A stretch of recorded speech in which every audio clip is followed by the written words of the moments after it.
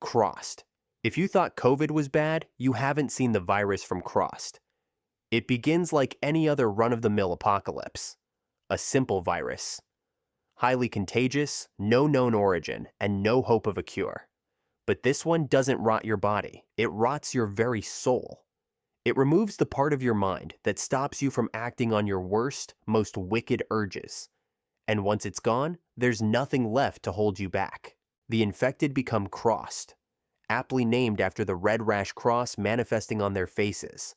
Screaming, laughing, cartoonishly obscene monsters who revel in mutilation, torture, cannibalism, and that thing that rhymes with ape.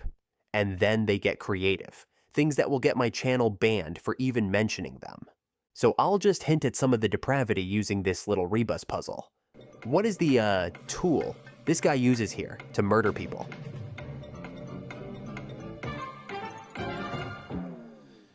Okay, moving on. By the time humanity realizes what it's up against, it's already over. Friends turn on friends. Families butcher each other in their own living rooms. Cities become slaughterhouses, and governments collapse overnight. And the worst part? The Crossed are still intelligent. They retain any skills they had prior to their infection. Driving, shooting, how to set traps, and how to lie. It's a zombie apocalypse, except the zombies can drive tanks and have maintained their ability to operate thermonuclear weapons. And they do. The last act of the US government? Shut down the nuclear plants and execute the scientists who knew how to restart them.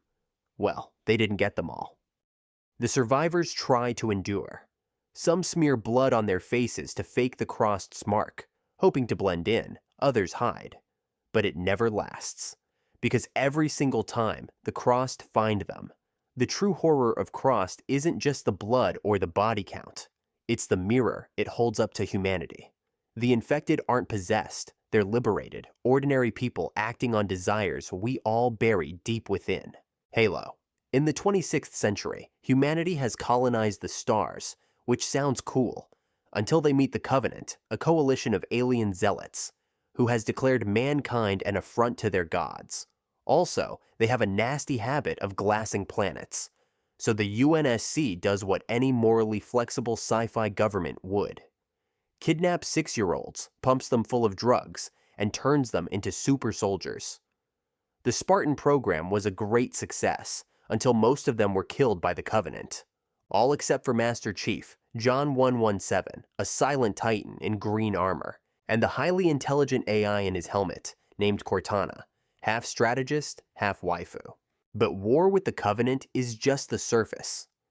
In their hunt for ancient technology, the Covenant mistakenly released the Flood, a parasitic hive mind that devours sentient life. Long before any of this, a godlike race called the Precursors seeded the galaxy with life. They believed in a concept called the Mantle of Responsibility, a duty to protect all life. They chose early humanity to inherit this power. The Forerunners, another ancient species, saw this as an affront to their superiority, so they wiped out the Precursors and nearly exterminated humanity. The few Precursors that survived turned themselves into dust, planning to regenerate over time, but the dust decayed into spores, the DNA twisted, and the Precursors became the Flood. To stop them, the Forerunners built the Halo Rings, massive superweapons that wipes out all sentient life in the galaxy, to starve out the Flood. Then, the Forerunners fired the Halo Rings, wiping out billions of species in an instant. Only a select few, preserved in a kind of galactic Noah's Ark, were spared, preserved to reseed the galaxy. Then, racked with guilt, the surviving Forerunners scattered or chose extinction, believing the galaxy would be better off without them. Eons later, the Covenant discover the rings and mistake them for divine instruments of salvation. They now seek to activate them, completely unaware that doing so will end all life in the galaxy. The Halo universe is history on repeat, a cycle of creation, hybris, and nemesis. Soylent Green. The year is 2022, and Malthus' trap has become a reality. The oceans are dying, the air is thick with heat, and the crops can't grow. Overpopulation, pollution, and climate collapse have pushed the world past the point of no return. New York City alone is a sardine can of 40 million crammed together in squalor. There's no food, no clean water, no space, unless you're rich. The wealthy live behind fortified walls. Their homes are guarded, air-conditioned, and stocked with real food. Meat, fruit, even soap. They own furniture. Female concubines assigned to apartments like appliances, passed from man to man. And the rest? They drink from communal taps and sleep in the streets. They survive on industrial food wafers from the Soylent Corporation. Soylent Red, Soylent Yellow, and now their newest miracle, Soylent Green. Made from ocean plankton, they say. Nutritious, efficient, and sustainable.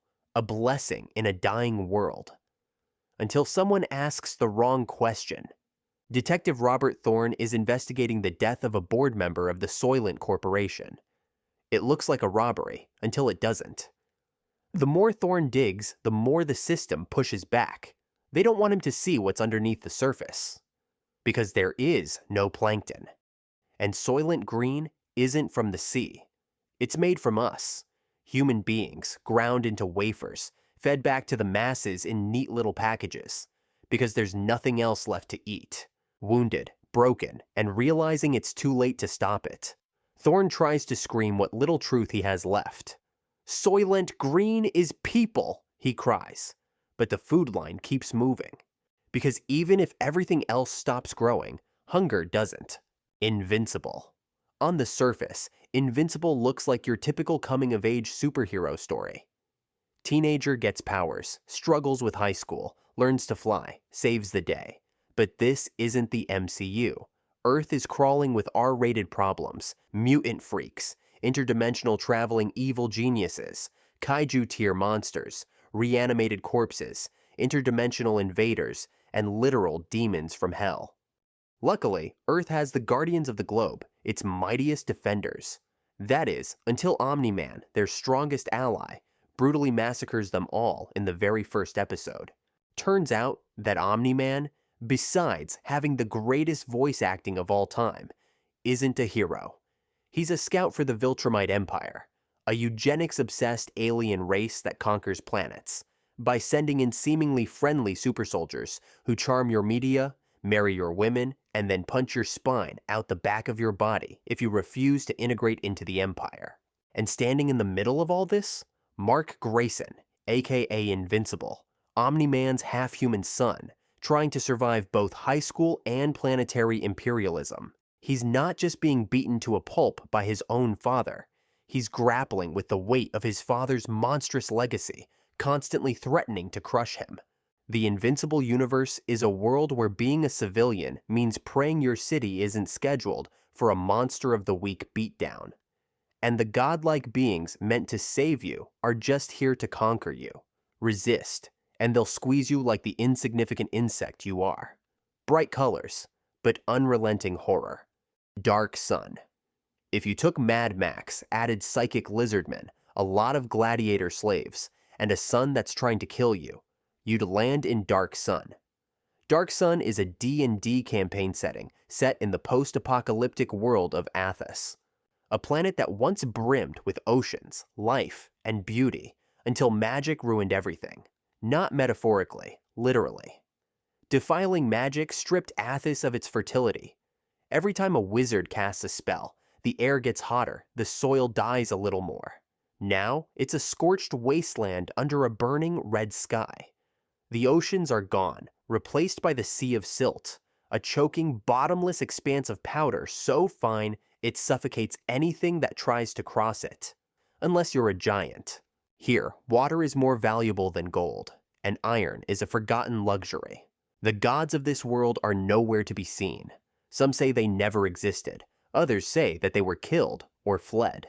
Either way, divine salvation isn't coming.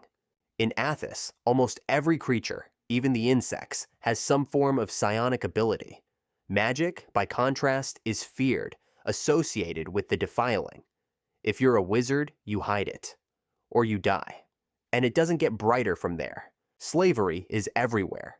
In fact, many campaigns begin with the players shackled in chains, forced to fight in gladiatorial pits, for the amusement of decadent sorcerer kings, the rulers of the city-states, the only remnants of civilization left. There are no commoners here, no noble paladins. Everyone fights, everyone kills. In fact, all the races you know and love are twisted by the cruelty of the land. Elves are nomadic desert raiders and thieves. Halflings are cannibalistic jungle hunters. The dwarfs are hairless. And humans? Hardened, mutated, desperate. On Athos, every race is a predator. If you die of old age on Athos, you have won the campaign. The Truman Show. This universe isn't as dark as some of the others on this list. At least not for most people living there. But for Truman, it's a waking nightmare. Imagine every second of your life.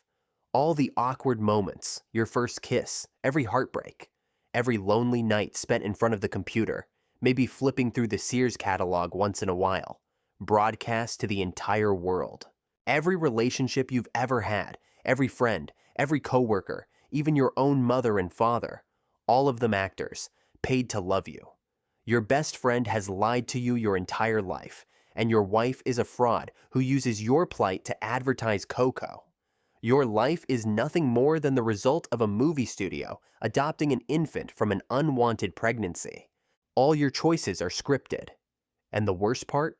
The world loved it. They watched you fall apart. They watched you break. And when you began to question it all, when your reality cracked and you tried to escape, the man who orchestrated it all, the godlike showrunner, was ready to kill you before he'd let you go.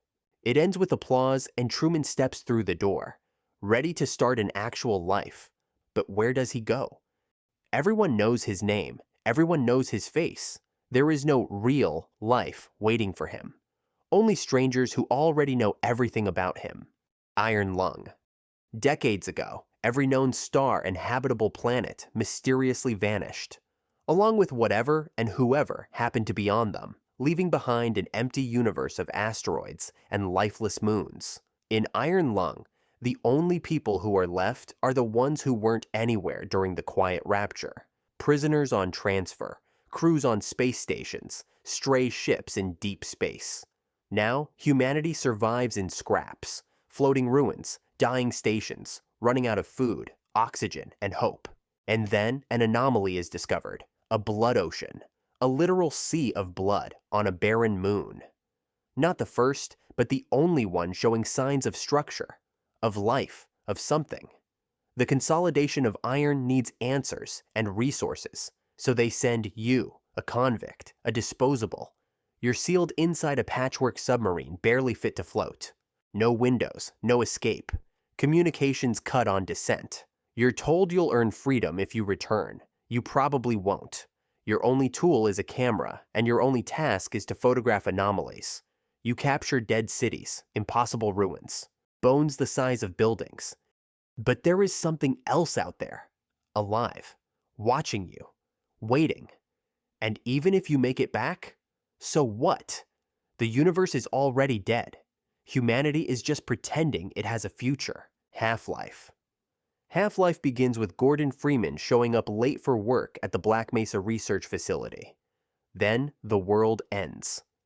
During an experiment gone wrong, called the Resonance Cascade, scientists accidentally punch a hole through dimensions, opening Earth to an alien realm. Monsters spill through. Chaos erupts. And as Freeman fights his way through crumbling labs with his trusted crowbar at his side, something worse is already arriving. The Combine. They slip in through the dimensional cracks manifested by the Resonance Cascade. They invade Earth, and within 7 hours, we surrender. The planet is drained, oceans recede, and canals dry up. What's left of civilization is funneled into gray megacities, where the drinking water is drugged, reproduction is outlawed, and every street has cameras. The streets are policed by repurposed humans and biomechanical horrors. Striders, hunters, stalkers, all likely victims of past Combine conquests. Towering above it all, the Citadel, a machine spire symbol of the Combine's dominance. In this universe, it's not just aliens that ruins the lives of humans. In the Portal series, in an abandoned lab, a cheerful AI is running endless experiments on human test subjects. promising cake while casually murdering them. As for Gordon, he's locked in stasis, frozen in time, waiting for a sequel that never came. You did it, you mad lad. You finished part 5. Let me know in the comments which of these universes you think is the darkest and why. Thanks for watching. Cheers.